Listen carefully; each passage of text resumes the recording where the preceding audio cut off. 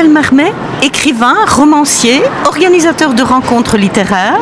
Pascal Marmet, vous êtes ici à la Foire du Livre de Bruxelles pour présenter votre dernier roman qui s'intitule « Le roman du parfum ». Dans ce roman, vous mettez en scène une rencontre entre Tony Curtis et Sabrina. Pourquoi Tony Curtis ? En fait, je voulais faire un grand livre sur les parfums parce que j'avais déjà publié en 2010 un ouvrage qui s'appelait « Si tu savais », qui avait été publié aux éditions France Empire. Et ce livre avait eu pas mal de succès, vous l'avez lu je crois. Et là, j'ai voulu reprendre mon personnage de Sabrina, mais pour la faire évoluer vers d'autres horizons. Donc j'ai fait en fait dans ce livre un duo cinéma et parfumerie. Et en fait, le thème commun entre le cinéma hollywoodien et avec Tony Curtis et le parfum, en fait, c'est la séduction. Tony Curtis était un grand séducteur, je l'ai rencontré pendant de nombreuses années. Et l'histoire du parfum, c'est une histoire aussi également de séduction. De l'Égypte ancienne à aujourd'hui, le parfum sert énormément dans la séduction. Pour séduire quelqu'un, on prend du parfum. Et en effet, dans votre livre, vous mettez en scène des personnages historiques connus, tels que Cléopâtre, Alexandre le Grand, je pense. Oui. Alors, tout ce que je raconte au niveau des parfums, de l'histoire des parfums, tout est vrai dans ce livre. Hein. Je vous laisse le soin de juger. C'est pas un roman historique, c'est un livre d'histoire autour des parfums. Le personnage de Tony Curtis a été rajouté dans ce livre pour donner un petit peu plus de dimension au cinéma et pour raconter aussi toute cette période hollywoodienne avec un grand chapitre sur Marilyn Monroe aussi, sur le numéro 5 de Chanel, etc. à l'histoire. Et je rends hommage dans ce livre aux véritables créateurs de parfums que sont les nés. Aussi, je leur rends hommage parce qu'on, vous savez, on parle toujours des grandes marques de parfums, Dior, Chanel, Guerlain, et on oublie les véritables créateurs des parfums que sont les nés. Par exemple, Ernest Beau, c'est le créateur de Chanel numéro 5. C'est lui qui, c'est véritablement, c'est sur la commande de Gabriel Chanel qu'il a réalisé le numéro 5. Vous semblez avoir fait une enquête très approfondie sur le parfum. Oui, à cette occasion, j'ai rencontré de nombreux parfumeurs et d'ailleurs, je tiens à les remercier par l'intermédiaire de votre chaîne parce qu'il y a Jean-Luc Battini qui a créé le parfum Love qui m'a aidé. Il y a la marque Candora, Emmanuel Frossard. Il y a des gens de Guerlain, Elisabeth Sirot aussi qui m'a beaucoup documenté sur l'histoire de la famille Guerlain. Je rappelle une histoire de famille de vinaigriers parfumeurs 1828. 1828 et jusqu'à aujourd'hui, jusqu'à Jean-Paul Guerlain qui a créé encore Arsène Lupin il y a 3 ans. Mais la marque Guerlain aujourd'hui est rachetée par LVMH depuis 1995, je crois. Et vous parlez des nés, les nés, entre guillemets, qui remontent au Moyen-Âge et qui sont les inconnus, finalement, de l'histoire du parfum. Oui, parce qu'on ne parle pas assez des nés. Moi, j'en ai rencontré quelques-uns. Je connais Jean-Claude Héléna, qui est le nez de chez Hermès. Nous avons Thierry Vasseur, qui est le nez de chez Guerlain, mais on n'en parle pas assez. On oublie, se cache souvent derrière des grandes marques comme Dior et Chanel, et on ne parle pas assez des nés. C'est dommage. Donc, j'ai voulu, quelque part, leur rendre hommage. Donc, à la fin du livre, vous avez toute une liste de parfums fabuleux, que j'ai appelé les parfums fabuleux, avec les dates et surtout le nom des créateurs. En fait, l'intrigue de ce roman, c'est un prétexte pour parler vraiment du parfum. Oui, vous avez tout compris, c'est exactement ça en fait. J'ai mis en scène 2 personnages, une rencontre dans un avion. Tony Curtis et ma jeune héroïne qui s'appelle Sabrina Nicolini. Et en fait, ils sont là pour raconter, c'est un prétexte littéraire, pour raconter l'histoire du parfum. Donc évidemment, elle tient entre ses mains un grand livre qui s'appelle l'Encyclopédie du parfum. Et elle va raconter à Tony Curtis toute l'histoire du parfum. Et de temps en temps, comme le voyage dure 11 heures comme entre Paris et Los Angeles, c'est assez long. Donc de temps en temps, il s'assoupit, Tony Curtis, parce que c'est Tony Curtis à la fin de sa vie, je tiens à le préciser, parce que Tony est décédé le 29 septembre 2010. Donc là, le début de l'histoire est censé se passer en 2009. Donc de temps en temps, il s'assoupit, et quand il s'assoupit, il repense à sa jeunesse, à son enfance, à son adolescence, et surtout à ses premiers pas dans le cinéma, en 1948 avec Chris Cross, film de Robert Siodmak, et puis toute sa carrière cinématographique défile comme ça. On apprend plein de choses sur le tournage de Certains Mêmes Choses, Some Like It Hot, de Billy Wilder en 1958, 69. Et puis bien sûr Amicalement Vôtre, la série mythique avec Roger Moore en 70-71.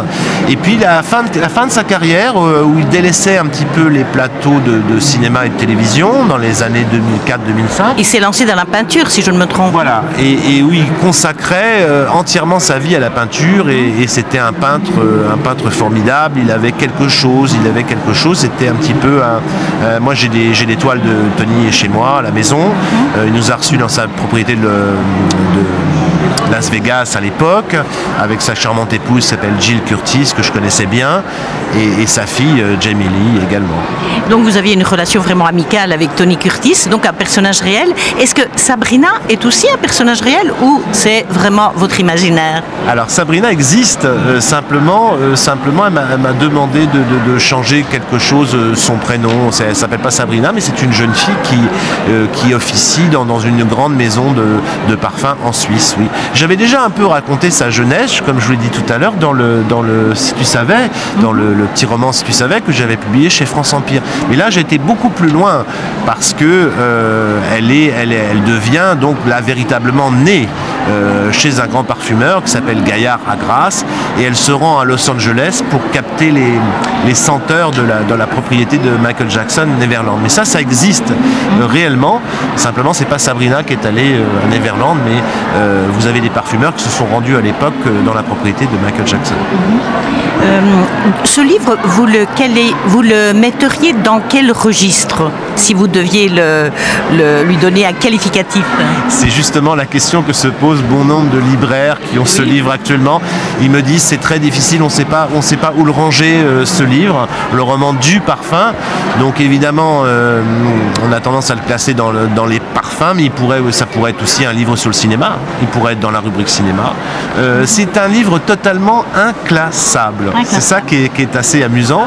C'est inclassable. C'est une biographie. Ça peut être une biographie de Tony Curtis parce qu'il y a de nombreux passages quand même sur le cinéma. Ça peut être un livre d'histoire. Ça peut être un roman pur, parce que c'est un roman pur aussi, biographie, livre d'histoire, roman, vous voyez, on ne sait pas trop, mais c'est justement ça qui est amusant, et c'est pour ça que j'ai aimé écrire ce livre aussi, parce que je cherche à brouiller des pistes. Et quand vous dites c'est un roman pur, quelle serait l'intrigue dans ce roman? Eh ben l'intrigue, c'est justement ce voyage qu'effectue Sabrina pour aller à Los Angeles, et cette rencontre totalement improbable entre une jeune fille qui a 23-24 ans dans le livre et Tony Curtis qui est à la fin de sa vie, qui a 84 ans puisqu'il est décédé à 85. Donc j'ai situé l'action en 2009.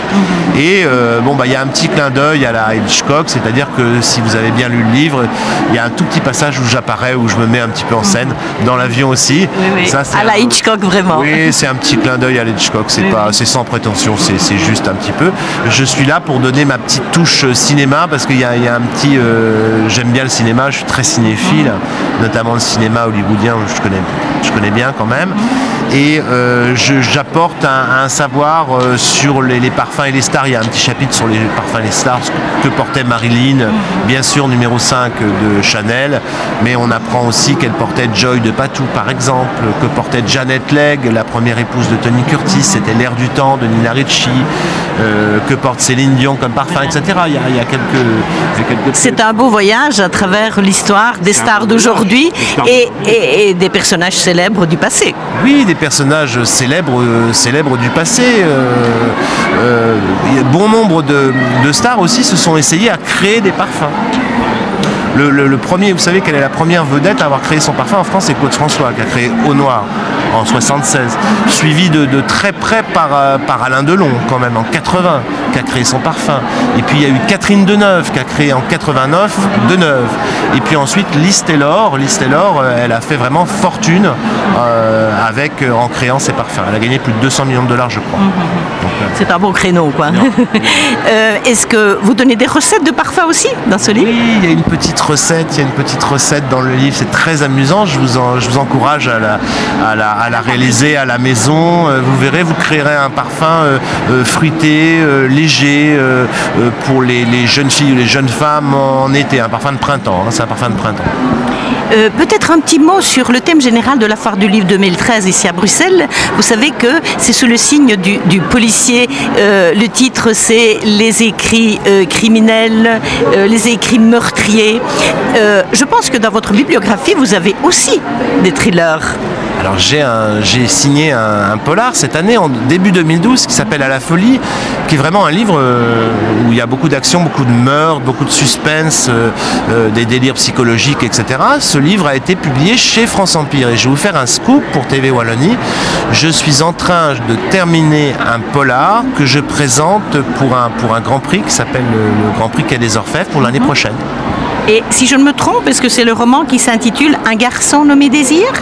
Ah non, pas du tout. Non, parce que j'ai vu qu'il était en préparation. Alors ça, c'est une petite nouvelle que j'avais terminée l'année dernière, qui était destinée à être publiée dans un recueil de gens de la région, etc. Ça, c'est pas fait, mais j'ai toujours la nouvelle, donc éventuellement, peut-être l'année prochaine. Oui. Voilà. Ben, on se verra peut-être l'année prochaine à la Foire du Livre de Bruxelles.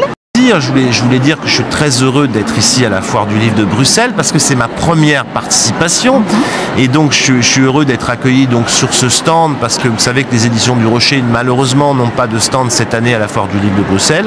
Je suis persuadé que l'année prochaine je reviendrai sur le stand des éditions du Rocher, en tout cas je l'espère. Et cette année, alors je suis hébergé sur ce stand The Book Edition par Guillaume Mercier. Je suis très heureux d'être ici. J'étais déjà là présent hier. Je suis encore là aujourd'hui et ce soir j'ai le grand plaisir de signer pour chez Gallimard, donc de 19h30 à 21h. Donc vous voyez, je vais un petit peu partout, je vais là où on m'invite en fait. Eh bien Pascal Marmet, à l'année prochaine, Foire du Livre 2014, le rendez-vous est pris. Oui, le rendez-vous est pris, j'espère que vous serez là et puis moi je serai là, je vous promets. Voilà, j'adore la Belgique.